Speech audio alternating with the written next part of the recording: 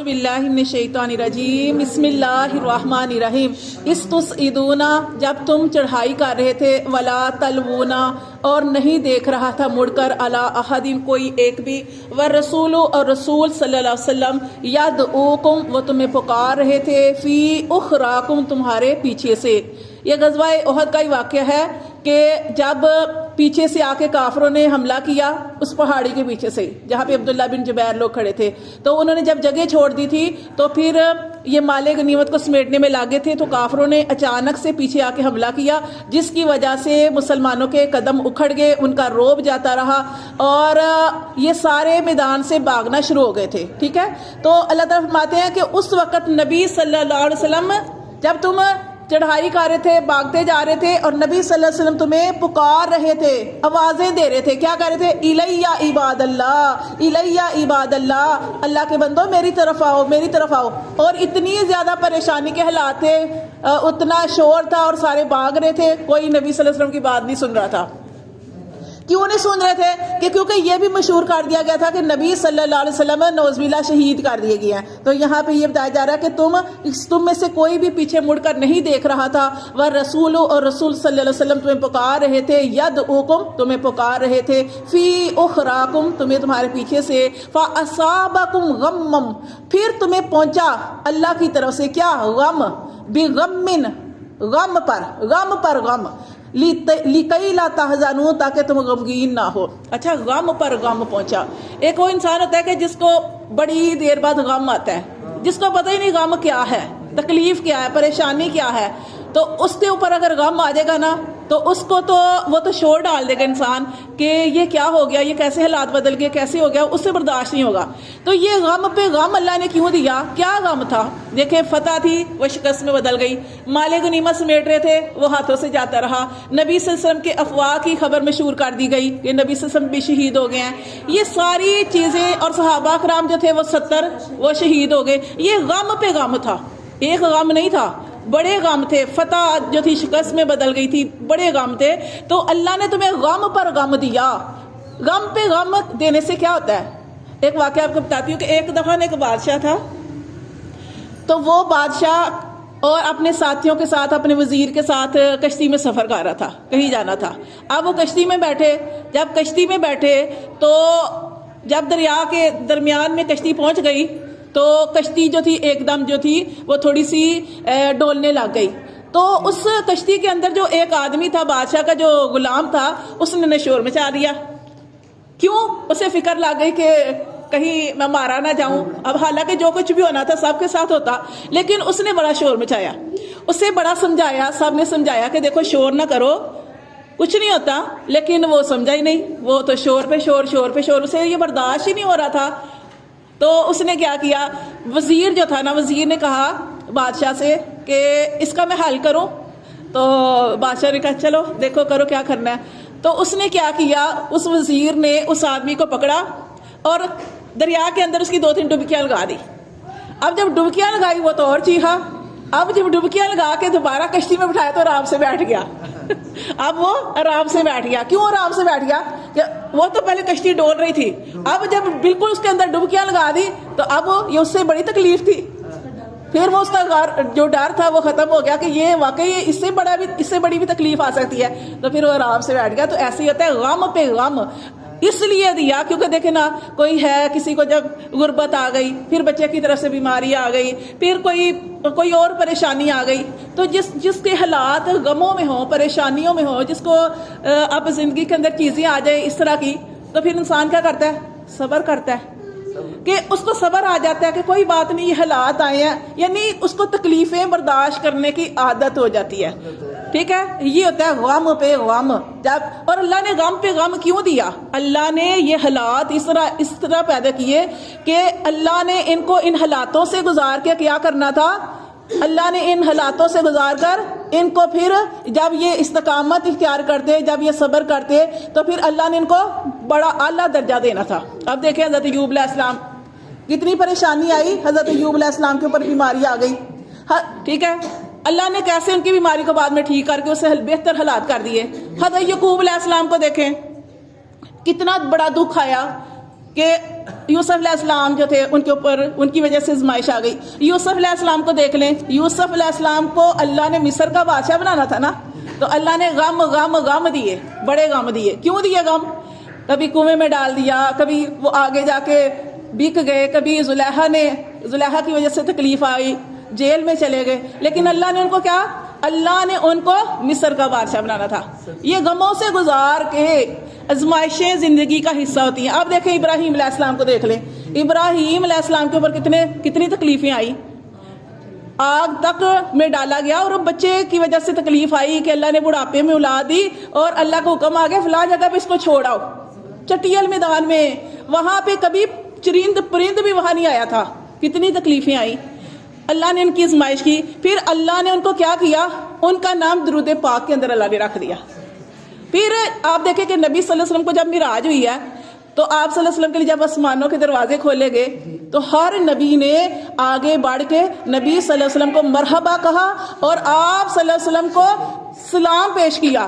ہمارے بھائی آگے خوشی کا اظہار کیا, مرحبا کہا. لیکن جیسے حضرت ابراہیم علیہ السلام کی باری آئی تو آپ نے پڑھا کہ ابراہیم علیہ السلام اپنی جگہ پہ بیٹھے تھے, کعبے کے ساتھ بیٹھے تھے, وہ نہیں آئے. اللہ نے نبی صلی اللہ علیہ وسلم کو حکم دیا کہ اے نبی صلی اللہ علیہ وسلم جاؤ آپ اور خود جا کے ابراہیم علیہ السلام کو سلام کرو. اتنا بڑا پھر اعلیٰ رتبہ دیا. اور پھر آپ دیکھ لیں اسی طرح موسیٰ علیہ السلام کو دیکھ لیں کہ موسیٰ علیہ السلام کی زندگی تو گزری ہی آزمائشوں سے کہ اللہ نے ان کو اتنی آزمائشیں کہ جب وہ پیدا ہوئے آزمائش شروع ہو گئی کہ پیدا ہوئے اس وقت تو فرعون قتل کرتا تھا, وہ آزمائش تب سے شروع ہوئی. پھر اللہ نے ان کو اتنے حالات دیے, اتنے حالاتوں سے گزارا کہ بعد میں جب بڑے ہوئے پھر قتل ہو گیا. پھر وہاں سے اللہ کو حکم آیا باغ چلو یہاں سے موسیٰ علیہ السلام. پھر مدین پہنچے, جب مدین پہنچے تو کوئی ان کو جانتا نہیں تھا, کوئی بھی نہیں جانتا تھا. وہاں پہ جا کے وہاں کی بستی سے کھانا مانگا, مجھے بڑی بھوک لگی ہے کھانا دے دو. کسی نے کھانا نہیں دیا موسیٰ علیہ السلام کو. وہاں پہ بیٹھ کے آرام سے بیٹھ گئے. پھر وہ کیا واقعہ ہوا کہ وہاں انہوں نے دیکھا کہ ایک کنواں ہے اور کنویں کے اوپر لوگ جمع ہیں اپنے اپنے جانور پکڑے ہوئے, اور سارے لوگ جو ہیں اپنے جانوروں کو پانی پلا رہے ہیں. تو سب نے پانی پلایا تو 2 لڑکیاں جو تھی وہ ایک سائڈ پہ کھڑی تھی, وہ سائڈ پہ کھڑی تھی اپنے جانوروں کو روک کے کھڑی تھی. تو موسیٰ علیہ السلام جو تھے جب سب نے پانی پلا دیا تو دیکھا وہ 2 لڑکیاں ہیں اور وہ کنویں سے پانی نکالنے لگی ہیں. تو موسیٰ علیہ السلام دیکھے اتنی بھوک لگی ہے, ہماری تو ہمت ٹوٹ جاتی ہے نا, اتنی پریشانی ہو, غم ہو, تکلیف ہو, اٹھا نہیں جاتا. ان کے اندر کتنا نیکی کا جذبہ تھا موسیٰ علیہ السلام کے اندر کہ اٹھے اور اٹھ کے جا کے ان بچیوں کے لیے ان کو اس سے جا کے پوچھا کہ کیا معاملہ ہے, آپ کب سے کھڑی ہو یہاں پہ؟ تو انہوں نے کیا کہا کہ جتنے لوگ آتے ہیں مرد ہوتے ہیں وہ اپنے جانوروں کو پانی پلاتے ہیں اور پانی پلا کے تو چلے جاتے ہیں, اور ہمارا کوئی ہے نہیں, ہم بہنیں ہی ہیں. تو جب سارے پانی پلا کے چلے جاتے ہیں تو تب ہم پھر دونوں بہنیں مل کے ایسے پانی نکالتی ہیں آرام سے اور اپنے جانوروں کو پانی پلاتی ہیں. موسیٰ علیہ السلام نے اس کنویں کے اندر سے پانی نکالا, ان کے جانوروں کو پلایا. جب پانی پلایا تو وہ اتنی جلدی وہ ظاہر, اب جو اللہ کا نبی ہوتا ہے نا اس کے اندر 40 آدمیوں کی طاقت ہوتی ہے. موسیٰ علیہ السلام نے ایسے ڈول نکالا, ایسے پانی پلا دیا. جب پانی پی لیا ان کے جانوروں نے تو وہ لڑکیاں جلدی گھر چلی گئی, اور باپ شعیب علیہ السلام کی بیٹیاں تھی, شعیب علیہ السلام کی بیٹیاں. جب وہ گھر گئی جلدی تو باپ نے کہا آج بڑی جلدی آ گئی ہو. انہوں نے کہا کہ آج ایسے ایک نوجوان تھا, بڑا باحیا تھا, یہ اس طرح کا معاملہ, اس نے ہماری بڑی مدد کی اور یہ وہ. اور اسی طرح شعیب علیہ السلام جو تھے انہوں نے کہا کہ اچھا اس نوجوان کو بلا کے لاؤ. اور اس میں ایک اور واقعہ جو میں آپ کو بتانا چاہتی ہوں کہ جب وہ بلانے کے لیے آئی نا, وہ قرآن کے اندر ذکر ہے حیا کے ساتھ چلتی ہوئی آئی. تو پھر کیا ہوا کہ اس لڑکی نے حضرت موسیٰ علیہ السلام سے کہا کہ ہمارے والد آپ کو بلاتے ہیں. تو پھر اللہ تعالیٰ نے وہی نا اتنے حالاتوں سے گزار کے موسیٰ علیہ السلام کی بھی تو سننی تھی. تو اب وہ جب موسیٰ علیہ السلام جو تھے ان کے ساتھ جانے لگے تو کیا ہوا کہ موسیٰ علیہ السلام نے کہا کہ تم نا میرے پیچھے چلو, لڑکیوں تم میرے پیچھے چلو. کیوں؟ جب عورت آگے چلتی ہے تو فتنے کا ڈر ہوتا ہے, اب مرد ظاہر آگے دیکھے گا بھی. انہوں نے کہا کہ میں پیچھے سے مجھے راستہ بتاتی جاؤ میں تمہارے آگے جاتا ہوں تو میرے پیچھے چلو. تو پھر موسیٰ علیہ السلام کی اللہ نے سنی کہ موسیٰ علیہ السلام وہاں پہ گئے اور حضرت شعیب علیہ السلام نے ان کو اپنے جانوروں کے لیے رکھ لیا کہ ہم تمہیں جو ہے یہاں پہ نوکری پہ رکھنا چاہتے ہیں. کوئی بھی نہیں جانتا تھا، کوئی بھی نہیں جانتا تھا. پھر اللہ نے ایسا سبب لگایا موسیٰ علیہ السلام کا کہ اللہ وہ، پھر میں نے کہا نا کہ موسیٰ علیہ السلام نے ایک بڑی پیاری جو دعا ہے نا قرآن کے اندر ہے، وہ آیت ہے، وہ پڑھی تھی، ربی انی لما انزلت الیہ من خیر فقیر. یہ انہوں نے پڑھا تھا، اللہ سے دعا کی تھی کہ اللہ مجھے تو یہاں کوئی جانتا بھی نہیں ہے، اللہ مجھے بھوک بھی لگی ہے، گھر بھی نہیں ہے، کچھ بھی نہیں ہے میرے پاس، تو اللہ میری مدد کر. تو اللہ تعالیٰ نے کیسا سبب لگایا، جن کے گھر نہیں ہے، کرائے کے گھروں میں رہتے ہیں، جن کی بچیوں کی شادیاں نہیں ہو رہی، جن کے مطلب کھانے یعنی رزق بھی تنگ ہے، یہ آیت پڑھنی چاہیے، ربی انی لما انزلت الیہ من خیر فقیر. یہ آیت آپ نے پڑھتے رہنا، اس کو چھوڑنا نہیں ہے. اللہ تعالیٰ اپنے گھر دے دیں گے، بچیوں کے رشتے نہیں ہو رہے، اللہ رشتے کر دیں گے، اور اللہ تعالیٰ رزق میں برکتیں ڈال دیں گے. یہ آیت پڑھی موسیٰ علیہ السلام نے. اللہ نے دیکھیں کیا کیا، پھر شعیب علیہ السلام نے اپنی بیٹی کی شادی کر دی. موسیٰ علیہ السلام کو اللہ نے سن لی، اللہ نے موسیٰ علیہ السلام کو نبی بنا دیا. گھر بھی مل گیا، بیوی بھی مل گئی، رزق بھی مل گیا، اور نبوت بھی مل گئی. پھر اللہ نے ایسے ان کو کامیابی عطا فرمائی. تو یہ غم پہ غم کی بات ہو رہی ہے کہ غم سے اللہ کیوں گزارتے ہیں. یہ سارے غموں سے، جب ہمارے اوپر غم آتے ہیں، تکلیفیں آتی ہیں، پریشانی آتی ہیں، اللہ ان حالات سے گزار کر انسان کو اس درجے پر پہنچانا چاہتے ہیں جو اللہ کے ہاں اس بندے کا اجر ہوتا ہے.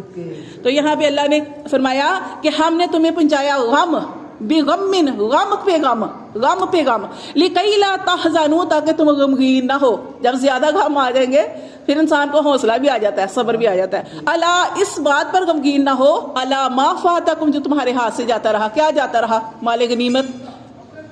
ولا ما اصابکم، اور جو تکلیف تمہیں پہنچی، کیا؟ وہ صحابہ کرام شہید ہوئے.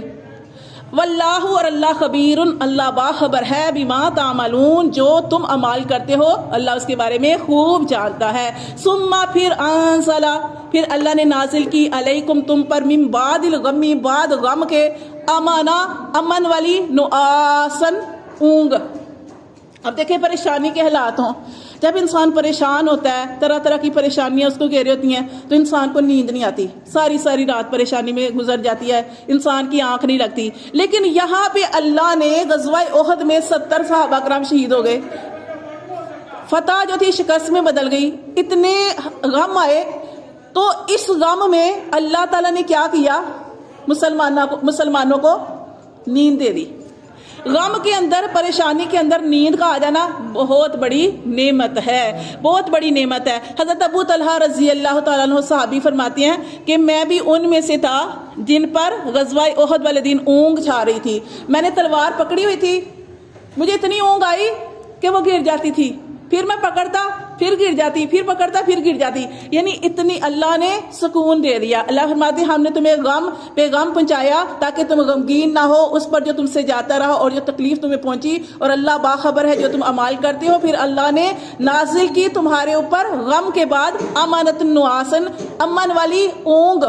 یغشا، اس اونگ نے، اس نیند نے ڈانپ لیا، طائفاتن، ایک جماعت کو، من کو، تم میں سے. ایک جماعت کون سی تھی؟ صحابہ کرام کی. ان کو تو اونگ آ گئی، ان کو تو نیند آ گئی. نیند آنے سے کیا ہوتا ہے؟ انسان ہلکا ہو جاتا ہے، اس کا ذہن ریلیکس ہو جاتا ہے، اس کا جسم جو ہے وہ بھی جو ہے ریلیکس ہو جاتا ہے. تو اللہ فرماتے ہیں ان کو تو، صحابہ کرام کو تو اونگ آ گئی. وطائفاتن، لیکن ایک جماعت ایسی تھی، قد احمتہم، کہ انہوں نے ارادہ کیا، انفسہم، اپنی جانوں کے بارے میں، اپنی جانوں کے بارے میں ارادہ کیا، یظنون، اور انہوں نے گمان کیا، باللہ، اللہ کے بارے میں، غیر الحق، ناحق گمان. یہ منافق تھے، یہ منافق تھے.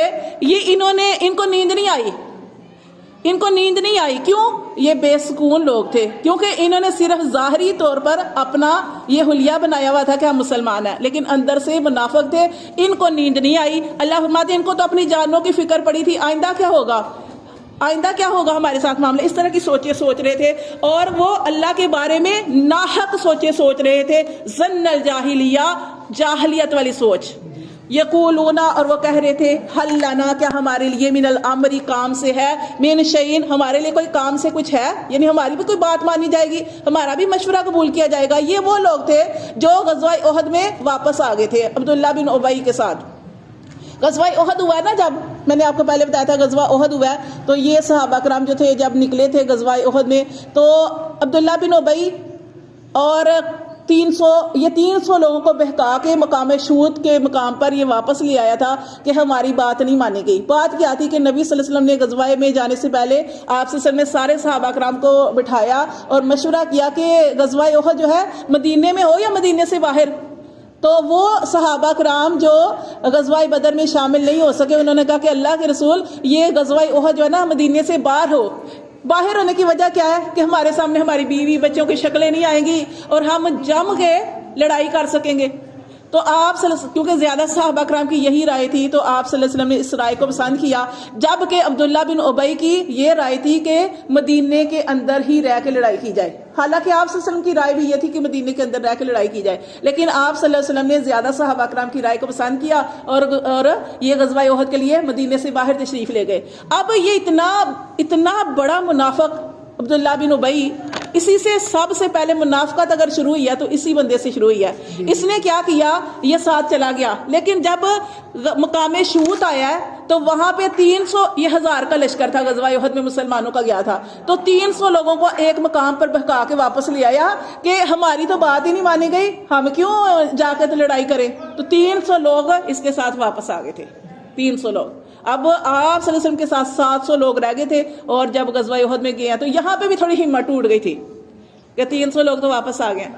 تو دیکھیں اللہ تعالیٰ نے پھر ان کو ثابت قدم رکھا، اللہ تعالیٰ نے پھر ان کی کیسی ان کو تسلی دی، کیسی اللہ تعالیٰ نے ان کی مدد فرمائی۔ تو یہ لوگ جو ہے منافق کہہ رہے ہیں کہ ہماری کوئی بات مانی جائے گی، کل کہہ دیجئے ان الامر، بے شک حکم، کلہ للہ، سارے کا سارا حکم اللہ کی طرف سے تھا، کہ یہ اللہ کی طرف سے لکھ دیا گیا تھا کہ ہم نے وہاں پہ ہی جا کے لڑائی کرنی ہے۔ یخفونا، وہ چھپا رہے تھے، فی انفسہم، منافق جو ہیں اپنی جانوں میں چھپا رہے تھے، ما لا یبدون لک، اور جبکہ وہ آپ کے لیے ظاہر نہیں کر رہے تھے۔ یقولونا، اور وہ کہہ رہے تھے، لو کان لنا، کہ اگر ہوتا ہمارے لیے، من الامری، ہمارے لیے کام سے، شیئن، کچھ بھی، ما قتلنا، تو ہم نہ مارے جاتے، ہا ہونا، یہاں پہ۔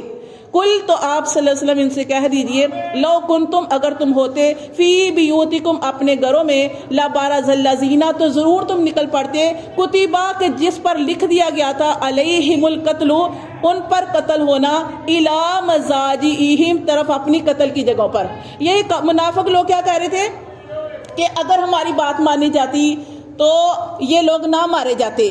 تو اللہ تعالیٰ فرماتے ہیں کہ آپ ان سے کہہ دیجئے کہ اگر تمہاری موت لکھی ہے جس جگہ پہ، تو انسان اگر گھر میں بیٹھا ہو تو اگر موت لکھی ہے فلاں جگہ پہ مرنا ہے جا کے، تو انسان اپنے گھر کو چھوڑ کے اس جگہ پہ پہنچ جائے گا، کیونکہ ہم نے حدیث پڑھی ہے نا کہ نبی صلی اللہ علیہ وسلم نے ارشاد فرمایا کہ انسان کا اس دنیا سے آنے سے پہلے ہی، اور جیسے کہ بچہ جو ماں کے پیٹ میں بھی ہوتا ہے تو ہاں 4 مہینے اس پر گزر جاتے ہیں، تو اس کی 4 چیزیں لکھ دی جاتی ہیں، اس کی عمر، اس کا رزق، اس نے کون سی زمین پہ مرنا ہے، اور اس کا کہ وہ شقی ہے، سعید ہے، بدبخت ہے یا خوش بخت ہے، یہ ساری چیزیں لکھ دی جاتی ہیں۔